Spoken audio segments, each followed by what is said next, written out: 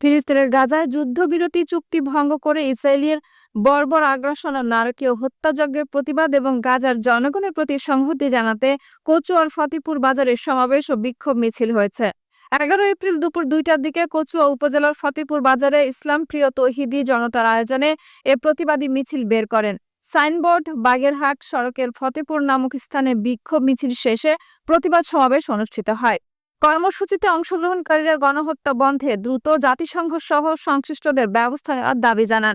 এ সময় উপস্থিত ছিলেন বাগেরহাট জেলা স্বেচ্ছাসেবক দলের সদস্য সচিব জনাব মোহাম্মদ ডালিম ফকির এবং কচুয়া উপজেলা স্বেচ্ছাসেবক দলের সদস্য সচিব মোহাম্মদ শামীম হাসান রাবু, রাড়ীপাড়া ইউনিয়ন বিএনপির 1 নম্বর ওয়ার্ড শাখা সভাপতি জনাব জুলফিকার শিকদার, সাধারণ সম্পাদক মোহাম্মদ আল আমিন শেখ সহ ইসলাম প্রিয় তৌহিদি জনতা।